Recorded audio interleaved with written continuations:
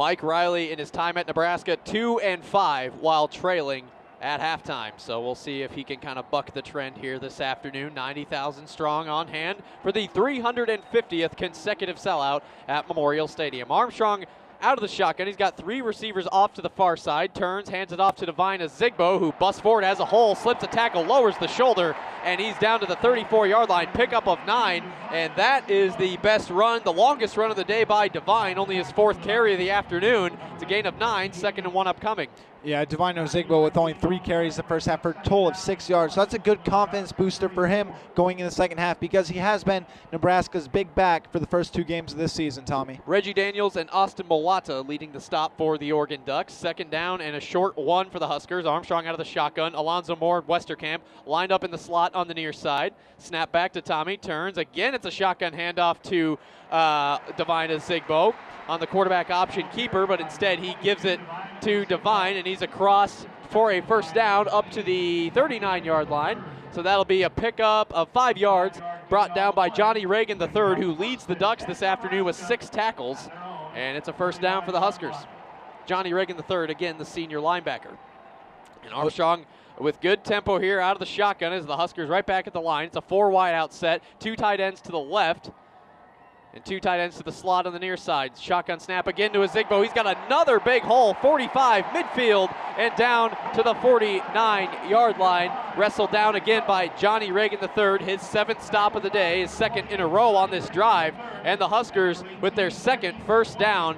They have some momentum right out of the locker room in this second half. Yeah, they really kept it together. Ozigbo already up to 26 yards in the second half compared to a 6 in the first half. Jimmy Swain, a backup linebacker, also in on the stop that time. 1st and 10, Nebraska right at midfield. Well, actually on their own 49. Armstrong gets the shotgun snap. It's a delayed handoff to Azigbo, who's into Duck territory. Brought down at the Oregon 47-yard line. Austin Mulata getting in on the stop. He's been a force at the defensive tackle spot for Oregon alongside the end Henry Mondu. So a pickup of about 3 to the Oregon 46. 13-13 to go, 3rd quarter and counting. The Huskers good tempo on this drive. It's been all run plays to Divine Azigbo so far. Really like that too, because they'll be able to keep up with you if they pass the ball the entire time. 2nd and 7 for the Huskers. Armstrong out of the shotgun, a three wide out set. Sethan Carter, a tight end on the left, and Armstrong is going to run instead. He's 45, 40, 35, slips a tackle, and then he's ridden out of bounds by Brendan Schuler.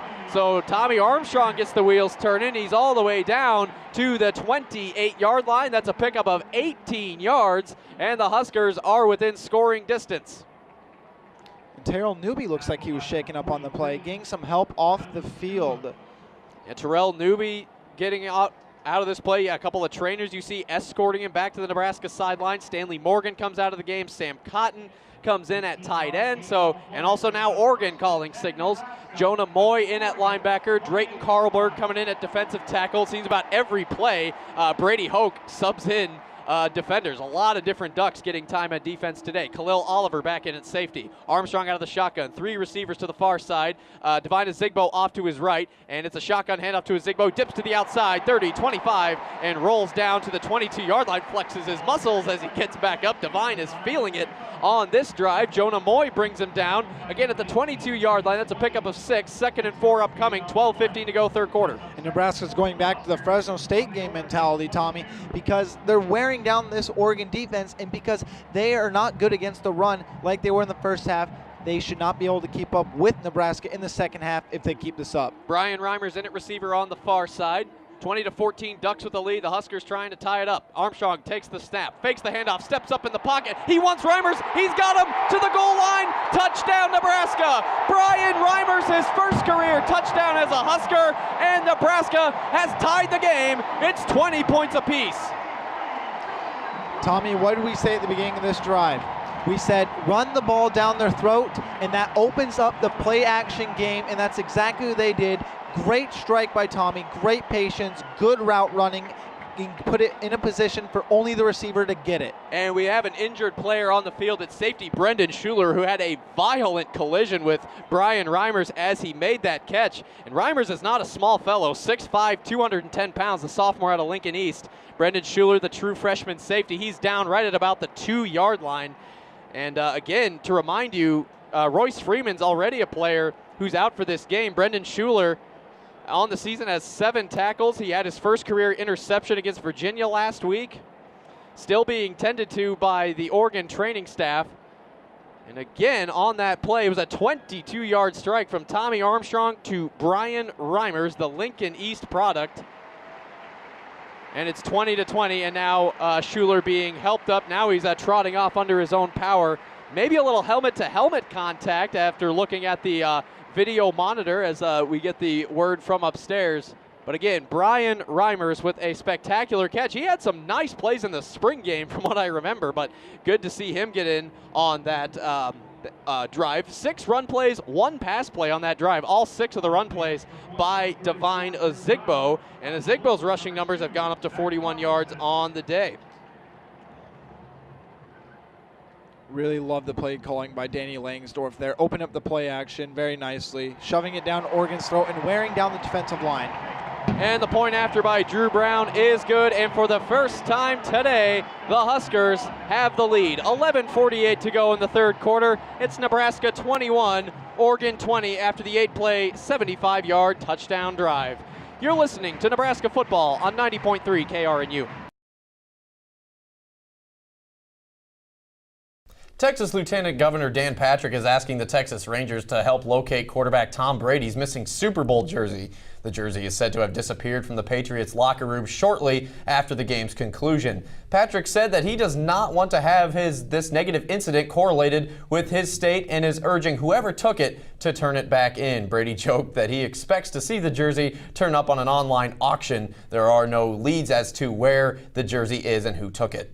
Let's get to the NBA now. James Harden and the Houston Rockets playing host to LeBron James and the Cleveland Cavaliers on Sunday. A pair of 40-plus win teams here. We pick it up early second quarter. Rockets up 5, but LeBron drives the lane with a flush. The King had a team-high 30 points. Later in the second, Kyrie Irving tries to dish the ball around, but it comes full circle back to him and says, "What the heck?" for 3. That was a good decision. Irving, 28 points, a team-high 8 assists. Rockets down a dozen, but James Harden with a contested 3, and then he would go on, drive the lane. He put on a show, a triple-double, 38 points, 11 boards, 10 assists. More Harden here as he blocks Kyrie Irving. Absolutely denied, a little bit of contact there. Rockets retake the lead. They win 117-112. Top 10 matchup in the Big 12 last night. Number 9 West Virginia at number 3 Kansas. KU in trouble, down 12 late, and Tariq Phillip goes coast to coast with the lay-in. 14-point game, 2:43 left. Wait, where are y'all going? We still got a ball game. Frank Mason III here with a big 3. He had a team-high 24 points, under a minute, 5-point game. And this time, Devontae Graham, the fadeaway trifecta. Graham had 18 points. We go to extras. Jayhawks by 5, and Graham with the Steph Curry-like crossover and dagger. KU wipes away a 14-point deficit, and they win 84-80, remaining in control of the Big 12. The Nebraska baseball team is just about ready to kick off their 2017 season. The Huskers will travel to Tempe, Arizona to face the UC Riverside Highlanders in a 4-game series. For the first time since 2008, Nebraska will open their season with a doubleheader. Due to impending weather in the Tempe area, Nebraska will play 2 with the Highlanders Friday. The first game starts at 2 p.m. Central. Saturday's game will start at 1, and Sunday's series finale will be at 2. Head coach Darren Erstad met with the media at Haymarket Park Wednesday to preview the weekend. The 6th-year head coach says he's grateful for the warm weather over the past few days, which has allowed his team to get live action on the dirt.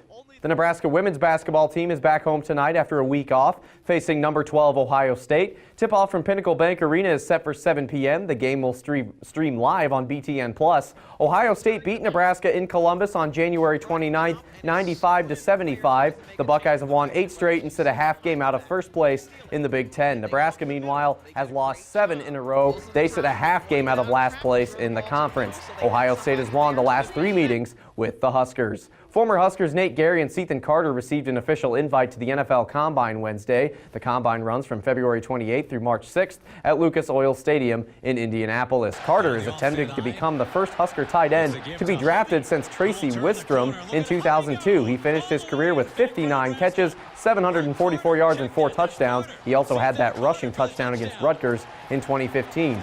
Gary, meanwhile, had 4 picks this year and 13 in his career. That ties for second on NU's all-time career interceptions list. He also finished 6th all-time in career tackles with 273. 40 of those came this season. Nebraska has had multiple players drafted every year since 1963. That's the longest streak in college football. In other football news, linebackers coach Trent Bray and defensive line coach John Perrella received pay raises for the upcoming season. Bray is slated to make $400,000. That's up $75,000 from last year. Perrella will make $272,500, an increase of more than $20,000. This is set to be the highest paid coaching staff in the program's history.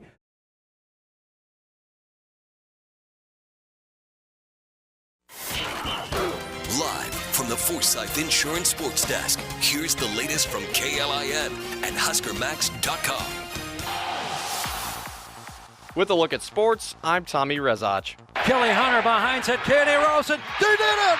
Can you believe it? Nebraska beats Penn State. Nebraska beats Penn State. The Huskers at 5 over the Lions.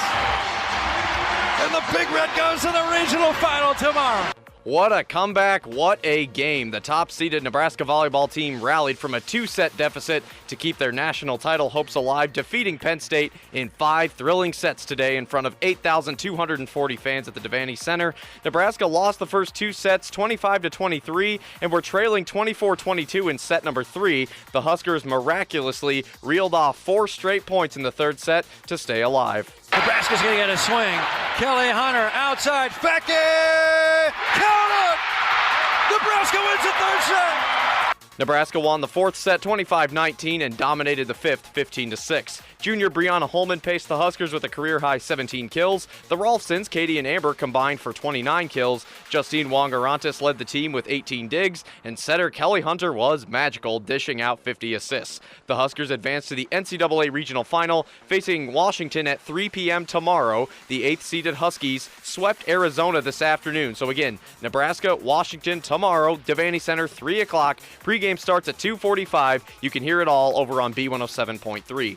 The Nebraska football team had their first practice this afternoon in preparation for the Music City Bowl against Tennessee. Head coach Mike Riley and a few players are scheduled to speak afterward. Stay tuned for Sports Nightly coming up at 6 for a full practice report. New cornerbacks coach Dante Williams is anticipated to speak as well, so stay tuned for fresh audio from that coming up at 6 here on KLIN. The media will hear from the Huskers again on Tuesday. The bowl game is on December 30th. The Nebraska men's basketball team faces its 2nd straight top 10 opponent Saturday, traveling to Lawrence to take on number 3 Kansas. Tip-off is set for 2:15, pregame at 1:15. You could hear it all here on KLIN. The 5-4 Huskers are looking to bounce back from a 77-62 setback against 10th-ranked Creighton on Wednesday. Head coach Tim Miles said after practice today, he's grateful his team has a quick turnaround, and he hopes they can learn from the mistakes they made on Wednesday.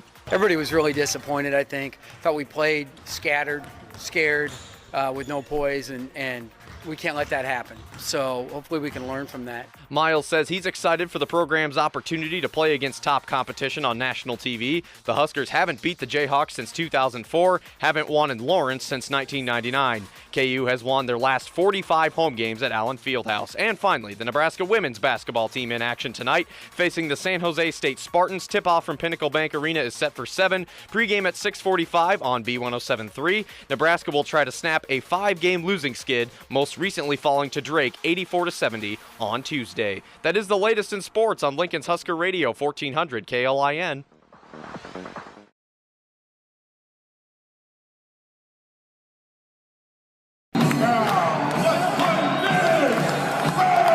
The number of college venues selling alcohol at games has been on the rise in recent years. 36 Power 5 schools currently sell alcohol to fans in private suites and special seating, a number that has doubled over the last 5 years. Venue Solutions Group consultant Mike Woolley was hired in June by the West Haymarket Joint Public Agency to study how Pinnacle Bank Arena could bolster its finances. One way he found is to sell alcohol at Husker basketball games. It is an opportunity to find a revenue stream that had not existed in the past. So you're seeing more and more schools take a really hard look at that. Venue Solutions Group compared PBA to 4 similar college basketball arenas.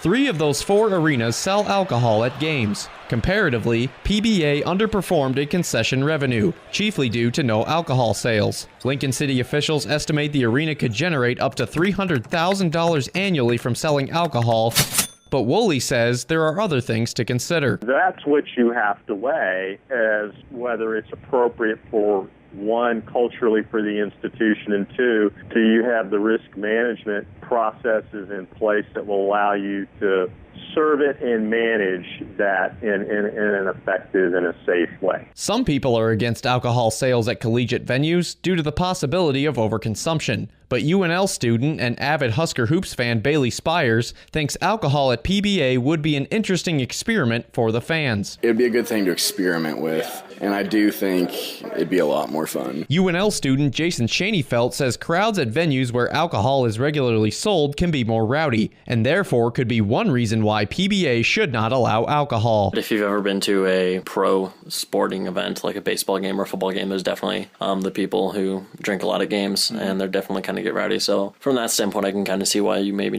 wouldn't want it there. Lincoln Mayor Chris Beitler says alcohol sale discussions will move forward if the university chooses to talk about it. The appropriate time for conversations with the university is that point in time when we decide it's something that we want to press for, that we want to advocate. The final decision on Nebraska fans enjoying alcohol will be up to the NU Board of Regents and Nebraska Athletics. The Board of Regents is scheduled to meet October 9th. NU Regent Tim Clare, who's also a West Haymarket JPA member, says the university has had no formal discussions with the JPA or the city about alcohol and Husker hoops. But Clare believes everyone involved in the decision needs to be on the same page and says there's many factors taken into account when it comes to alcohol sales. I think it's important we develop a policy and a process by which that issue is discussed. We need consistency throughout the entire university system, and that's something that we're going to have to work through. Reporting for KRNU, I'm Tommy Rezac. The final score.